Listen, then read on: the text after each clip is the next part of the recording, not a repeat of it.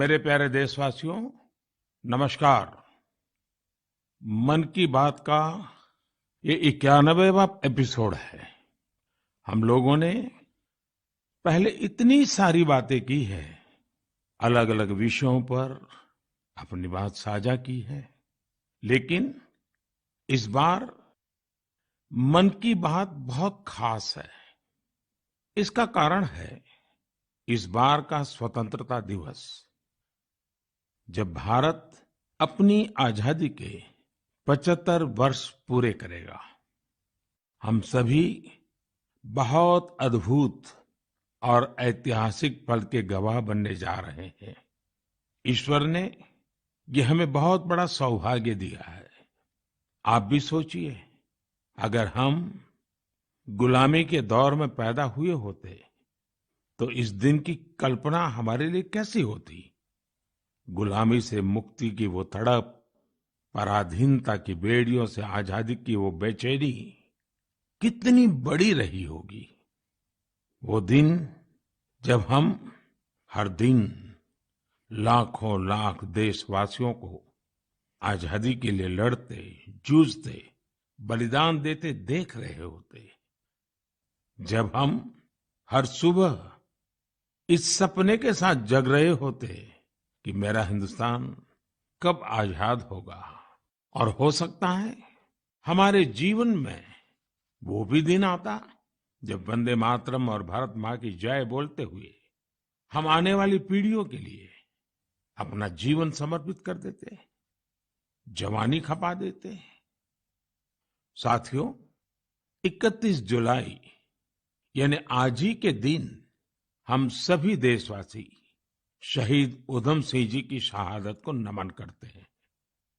मैं से अन्य सभी महान क्रांतिकारियों को अपनी विनम्र श्रद्धांजलि अर्पित करता हूं, जिन्होंने देश के लिए अपना सर्वस्व न्योछावर कर दिया। साथियों, मुझे ये देखकर बहुत खुशी होती है कि आजादी का अमृत महोत्सव एक जन आंदोलन का रूप ले रहा है। सभी क्षेत्रों और समाज के हर वर्ग के लोग इससे जुड़े अलग अलग कार्यक्रमों में हिस्सा ले रहे हैं। ऐसे ही एक कार्यक्रम इस महीने की शुरुआत में मेघालय में हुआ। मेघालय के बहादुर योद्धा यू टिरोत सिंह जी की पुण्यतिथि पर लोगों ने उन्हें याद किया।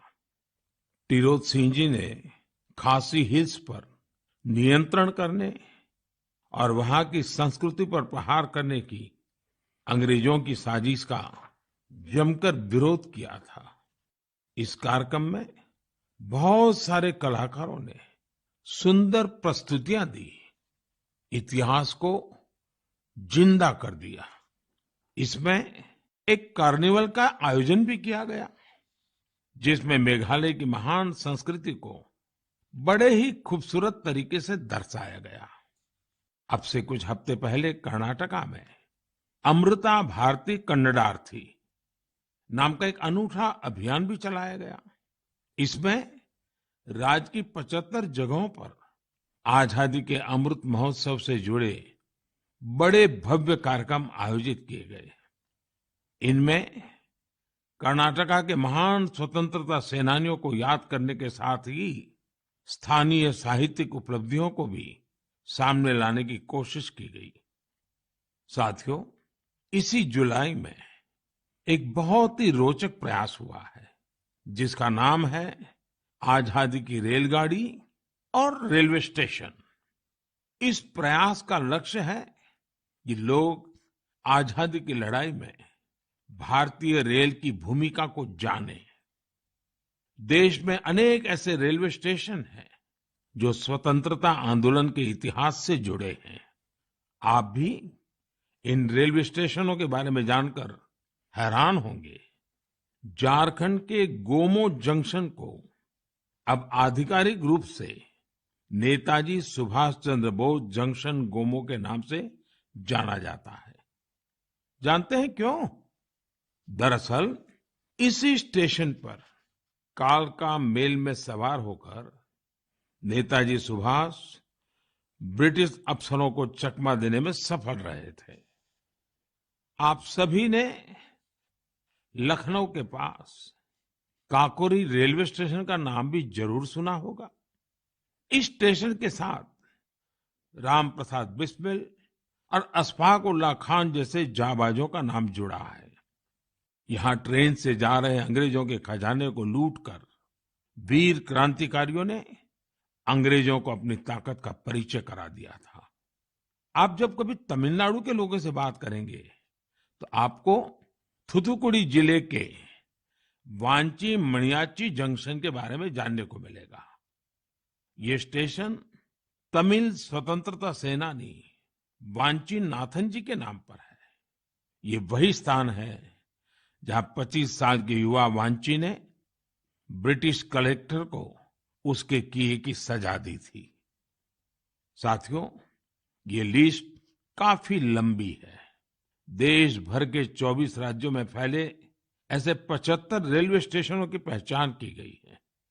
इन 75 स्टेशन को बहुत ही खूबसूरती से सजाया जा रहा है।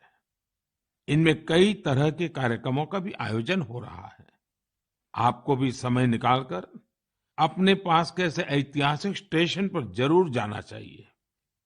आपको स्वतंत्रता आंदोलन के ऐसे इतिहास के बारे में विस्तार से पता चलेगा जिनसे आप अनजान रहे हैं। मैं आसपास के स्कूल के विद्यार्थियों से आग्रह करूंगा, टीचर से आग्रह करूंगा कि अपने स्कूल के छोटे छोटे बच्चों को लेकर के जरूर स्टेशन पे जाएं और पूरा घटनाक्रम उन बच्चों को सुनाएं, समझाएं। मेरे प्यारे देशवासियों, आजादी के अमृत महोत्सव के तहत 13 से 15 अगस्त तक एक स्पेशल मूवमेंट हर घर तिरंगा का आयोजन किया जा रहा है। इस मूवमेंट का हिस्सा बनकर 13 से 15 अगस्त तक आप अपने घर पर तिरंगा जरूर फहराएं या उसे अपने घर पर लगाएं। तिरंगा हमें जोड़ता है, हमें देश के लिए कुछ करने के लिए प्रेरित करता है। मेरा एक सुझाव ये भी है कि 2 अगस्त से 15 अगस्त तक हम सभी अपनी सोशल मीडिया प्रोफाइल पिक्चर में तिरंगा लगा सकते हैं। वैसे क्या आप जानते हैं, 2 अगस्त का हमारे तिरंगे से एक विशेष संबंध भी है। इसी दिन पिंगली वेंकैया जी की जन्म जयंती होती है, जिन्होंने हमारे राष्ट्रीय ध्वज को डिजाइन किया था। मैं उन्हें आदरपूर्वक श्रद्धांजलि अर्पित करता हूं। अपने राष्ट्रीय ध्वज के बारे में बात करते हुए मैं महान क्रांतिकारी मैडम कामा को भी याद करूंगा। तिरंगे को आकार देने में उनकी भूमिका बेहद महत्वपूर्ण रही है। साथियों, आजादी के अमृत महोत्सव में हो रहे इन सारे आयोजनों का सबसे बड़ा संदेश यही है कि हम सभी देशवासी अपने कर्तव्य का पूरी निष्ठा से पालन करें। तभी हम उन अनगिनत स्वतंत्रता सेनानियों का सपना पूरा कर पाएंगे, उनके सपनों का भारत बना पाएंगे। इसलिए हमारे अगले 25 साल का यह अमृतकाल हर देशवासी के लिए कर्तव्य काल की तरह है। देश को आजाद कराने हमारे वीर सेनानी हमें ये जिम्मेदारी देकर गए हैं और हमें इसे पूरी तरह निभाना है। मेरे प्यारे देशवासियों, कोरोना के खिलाफ हम देशवासियों की लड़ाई अब भी जारी है। पूरी दुनिया आज भी जूझ रही है। होलिस्टिक हेल्थ केयर में लोगों की बढ़ती रुचि ने इसमें सभी की बहुत मदद की है। हम सभी जानते हैं कि इसमें भारतीय पारंपरिक पद्धतियां कितनी उपयोगी हैं। कोरोना के खिलाफ लड़ाई में आयुष ने तो वैश्विक स्तर पर अहम भूमिका निभाई है। दुनिया भर में आयुर्वेद और भारतीय औषधियों के प्रति आकर्षण बढ़ रहा है। ये एक बड़ी वजह है कि आयुष एक्सपोर्ट में रिकॉर्ड तेजी आई है और ये भी बहुत सुखद है कि इस क्षेत्र में कई नए स्टार्टअप्स भी सामने आ रहे हैं। हाल ही में एक ग्लोबल आयुष इन्वेस्टमेंट और इनोवेशन समिट हुई थी। आप जानकर हैरान होंगे कि इसमें करीब 10,000 करोड़ रुपए के इन्वेस्टमेंट प्रपोजल्स मिले हैं। एक और बड़ी अहम बात ये हुई है कि कोरोना काल में औषधीय पौधों पर रिसर्च में भी बहुत वृद्धि हुई है। इस बारे में बहुत सी रिसर्च स्टडीज पब्लिश हो रही हैं। निश्चित रूप से एक अच्छी शुरुआत है। साथियों, देश में विभिन्न प्रकार के औषधीय पौधों और जड़ी बूटियों को लेकर एक और बेहतरीन प्रयास हुआ है। अभी अभी जुलाई महीने में इंडियन वर्चुअल हर्बेरियम को लॉन्च किया गया। यह इस बात का भी उदाहरण है कि कैसे हम डिजिटल वर्ल्ड का इस्तेमाल अपनी जड़ों से जुड़ने में कर सकते हैं। Indian virtual herbarium preserve plants या प्लांट पार्ट्स की डिजिटल इमेजेस का एक रोचक संग्रह है, जो कि वेब पर फ्रीली अवेलेबल है। इस वर्चुअल हर्बेरियम पर अभी लाख से अधिक स्पेसिमेंस और उनसे जुड़ी साइंटिफिक इंफॉर्मेशन उपलब्ध है। वर्चुअल हर्बेरियम में भारत की बॉटनिकल डाइवर्सिटी की समृद्ध तस्वीर भी दिखाई देती है। मुझे विश्वास है इंडियन वर्चुअल हर्बेरियम भारतीय वनस्पतियों पर रिसर्च के लिए एक इम्पोर्टेंट रिसोर्स बनेगा। मेरे प्यारे देशवासियों, मन की बात में हम हर बार देशवासियों की ऐसी सफलताओं की चर्चा करते हैं जो हमारे चेहरे पर मीठी मुस्कान बिखेर देती है। अगर कोई सक्सेस स्टोरी मीठी मुस्कान भी बिखेरे और स्वाद में भी मिठास भरे, तब तो आप इसे जरूर सोने पर सुहागा कहेंगे। हमारे किसान इन दिनों शहद के उत्पादन में ऐसा ही कमाल कर रहे हैं। शहद की मिठास हमारे किसानों का जीवन भी बदल रही है, उनकी आय भी बढ़ा रही है। हरियाणा में यमुनानगर में एक मधुमक्खी पालक साथी रहते हैं, सुभाष कंबोज जी। सुभाष जी ने वैज्ञानिक तरीके से मधुमक्खी पालन का प्रशिक्षण लिया। इसके बाद उन्होंने केवल 6 बॉक्स के साथ अपना काम शुरू किया था। आज वो करीब 2000 बॉक्सेस में मधुमक्खी पालन कर रहे हैं। उनका शहद कई राज्यों में सप्लाई होता है।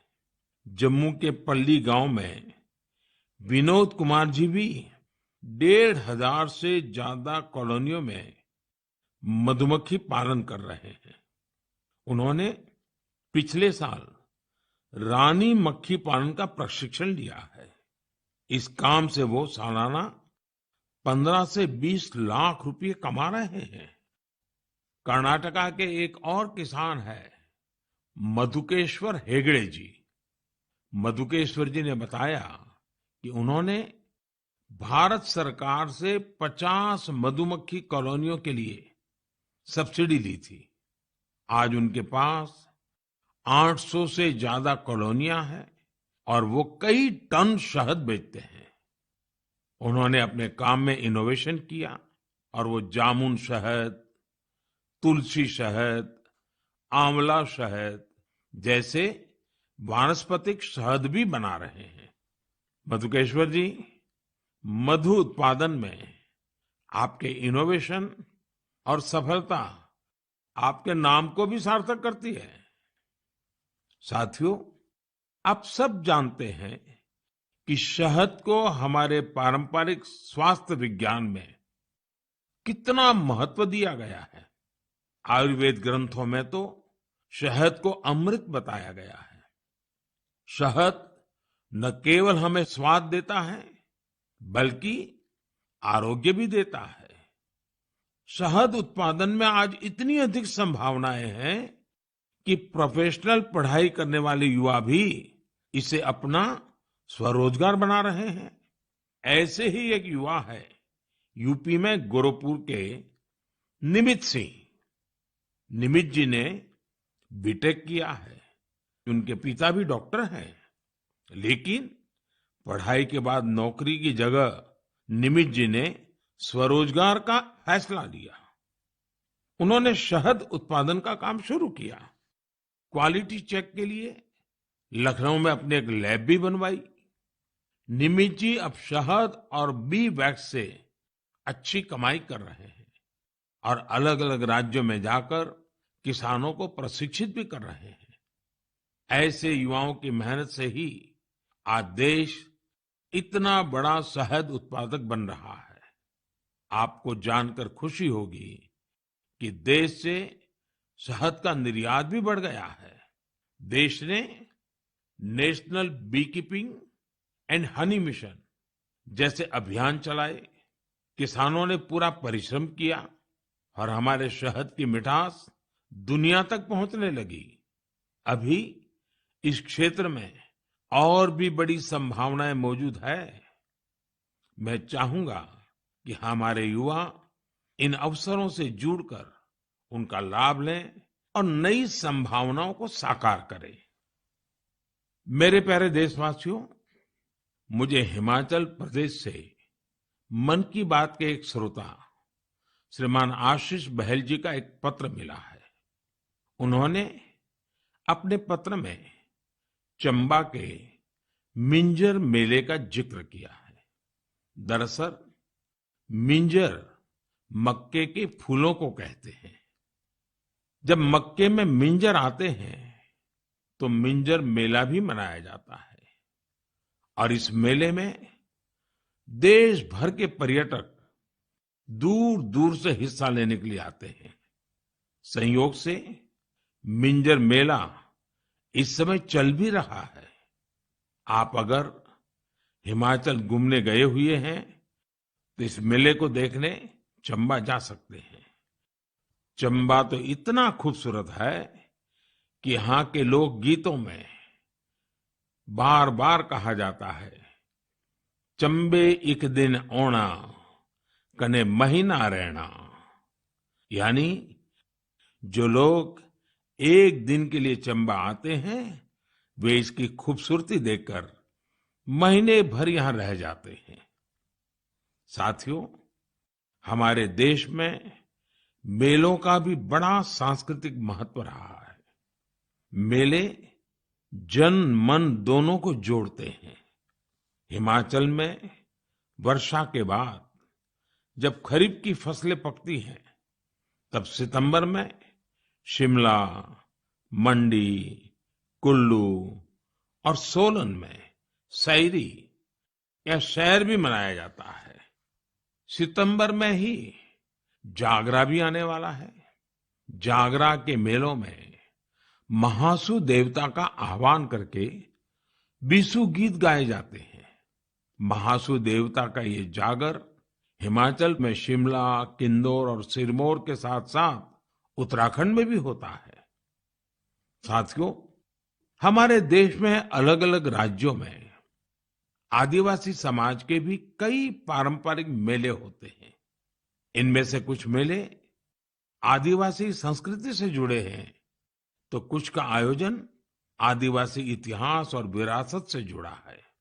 जैसे कि आपको अगर मौका मिले तो तेलंगाना के मेडारम का 4 दिवसीय समक्का सरलम्मा जात्रा मेला देखने जरूर जाइए। इस मेले को तेलंगाना का महाकुंभ कहा जाता है। सरलम्मा जात्रा मेला 2 आदिवासी महिला नायिकाओं समक्का और सरलम्मा के सम्मान में मनाया जाता है। ये तेलंगाना ही नहीं बल्कि छत्तीसगढ़, महाराष्ट्र और आंध्र प्रदेश के कोया आदिवासी समुदाय के लिए आस्था का बड़ा केंद्र है। आंध्र प्रदेश में मारीदम्मा का मेला भी आदिवासी समाज की मान्यताओं से जुड़ा बड़ा मेला है। मारीदम्मा मेला ज्येष्ठ अमावस्या से आषाढ़ अमावस्या तक चलता है और यहाँ का आदिवासी समाज इसे शक्ति उपासना के साथ जोड़ता है। यहीं पूर्वी गोदावरी के पेद्दापुरम में मरिदम्मा मंदिर भी है। इसी तरह राजस्थान में गरासिया जनजाति के लोग वैशाख शुक्ल चतुर्दशी को सियावा का मेला या मनखारो मेला का आयोजन करते हैं। छत्तीसगढ़ में बस्तर के नारायणपुर का मावली मेला भी बहुत खास होता है। पास ही मध्य प्रदेश का भगोरिया मेला भी खूब प्रसिद्ध है। कहते हैं कि भगोरिया मेले की शुरुआत राजा भोज के समय में हुई है। तब भील राजा कासूमरा और बालून ने अपनी अपनी राजधानी में पहली बार ये आयोजन किए थे। तब से आज तक ये मेले उतने ही उत्साह से मनाए जा रहे हैं। इसी तरह गुजरात में तरणेतर और माधवपुर जैसे कई मेले बहुत मशहूर है। मेले अपने आप में हमारे समाज जीवन की ऊर्जा का बहुत बड़ा स्रोत होते हैं। आपके आसपास भी ऐसे ही कई मेले होते होंगे। आधुनिक समय में समाज की पुरानी कड़ियां एक भारत श्रेष्ठ भारत की भावना को मजबूत करने के लिए बहुत जरूरी है। हमारे युवाओं को इनसे जरूर जुड़ना चाहिए। और आप जब भी ऐसे मेलों में जाएं, वहां की तस्वीरें सोशल मीडिया पर भी शेयर करें। आप चाहें तो किसी खास हैशटैग का भी इस्तेमाल कर सकते हैं। इससे उन मेलों के बारे में दूसरे लोग भी जानेंगे। आप कल्चर मिनिस्ट्री की वेबसाइट पर भी तस्वीरें अपलोड कर सकते हैं। अगले कुछ दिन में कल्चर मिनिस्ट्री एक कंपटीशन भी शुरू करने जा रही है, जहां मेलों की सबसे अच्छी तस्वीरें भेजने वालों को इनाम भी दिया जाएगा। तो फिर देर नहीं कीजिए, मेलों में घूमिए, उनकी तस्वीरें साझा करिए और हो सकता है आपको इसका इनाम भी मिल जाए। मेरे प्यारे देशवासियों, आपको ध्यान होगा मन की बात के एक एपिसोड में मैंने कहा था कि भारत के पास टॉयज एक्सपोर्ट्स में पावर हाउस बनने की पूरी क्षमता है। मैंने स्पोर्ट्स और गेम्स में भारत की समृद्ध विरासत की खास तौर पर चर्चा की थी। भारत के स्थानीय खिलौने परंपरा और प्रकृति दोनों के अनुरूप होते हैं, इको फ्रेंडली होते हैं। मैं आज आपके साथ भारतीय खिलौनों की सफलता को शेयर करना चाहता हूं। हमारे यंगस्टर्स, स्टार्टअप्स और एंटरप्रेन्योर्स के बूते हमारी टॉय इंडस्ट्री ने जो कर दिखाया है, जो सफलताएं हासिल की है, उसकी किसी ने कल्पना भी नहीं की होगी। आज जब भारतीय खिलौनों की बात होती है तो हर तरफ वोकल फॉर लोकल की ही गूंज सुनाई दे रही है। आपको ये जानकर भी अच्छा लगेगा कि भारत में अब विदेश से आने वाले खिलौनों की संख्या लगातार कम हो रही है। पहले जहां 3,000 करोड़ रुपए से ज्यादा के खिलौने बाहर से आते थे, वहीं अब इनका आयात 70% तक घट गया है।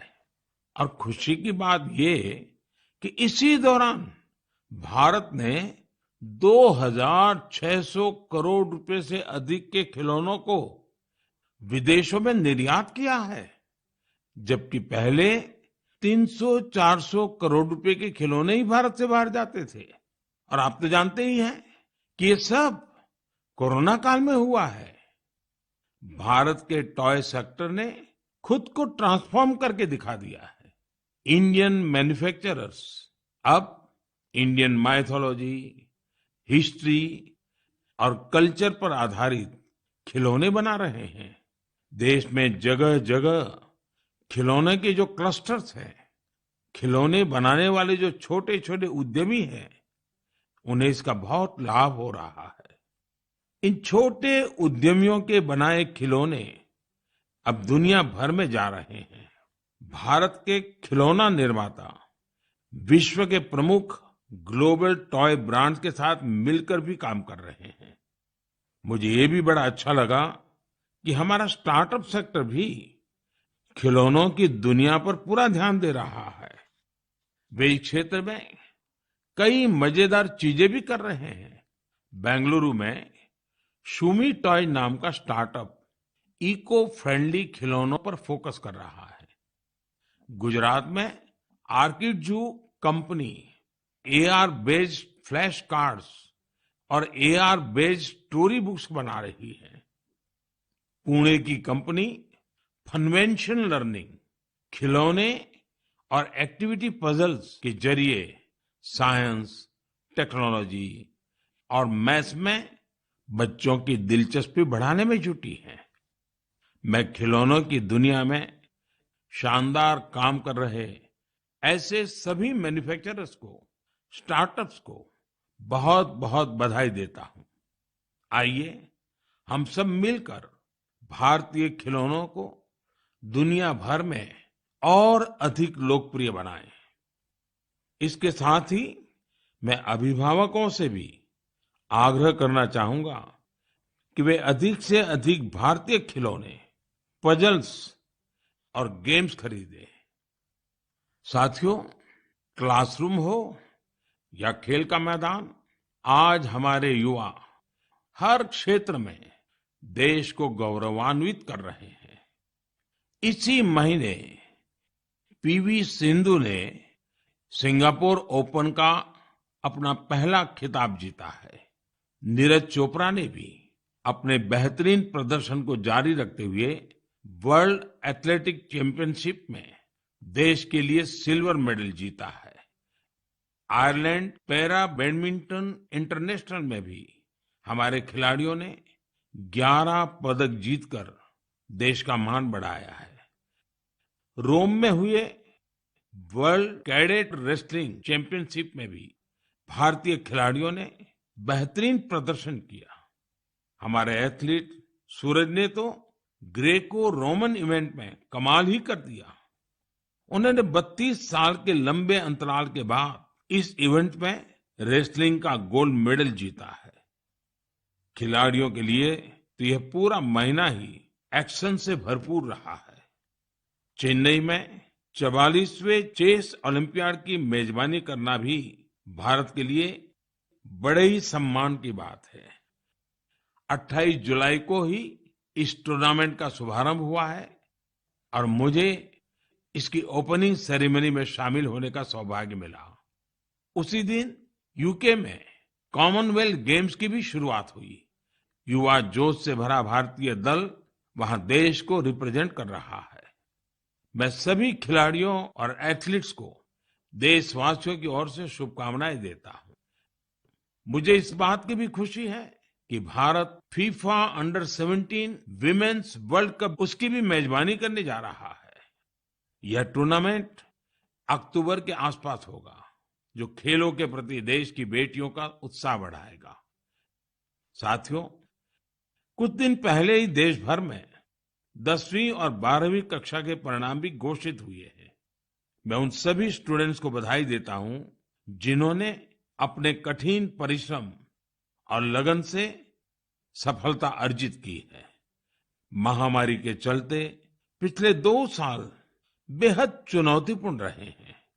इन परिस्थितियों में भी हमारे युवाओं ने जिस साहस और संयम का परिचय दिया, वह अत्यंत सराहनीय है। मैं सभी के सुनहरे भविष्य की कामना करता हूं। मेरे प्यारे देशवासियों, आज हमने आजादी के 75 साल पर देश की यात्रा के साथ अपनी चर्चा शुरू की थी। अगली बार जब हम मिलेंगे तब हमारे अगले 25 साल की यात्रा भी शुरू हो चुकी होगी। अपने घर और अपनों के घर पर हमारा प्यारा तिरंगा फहरे, इसके लिए हम सबको जुटना है। आपने इस बार स्वतंत्रता दिवस को कैसे मनाया? क्या कुछ खास किया? ये भी मुझसे जरूर साझा करिएगा। अगली बार हम अपने इस अमृत पर्व के अलग अलग रंगों पर फिर से बात करेंगे। तब तक के लिए मुझे आज्ञा दीजिए। बहुत बहुत धन्यवाद।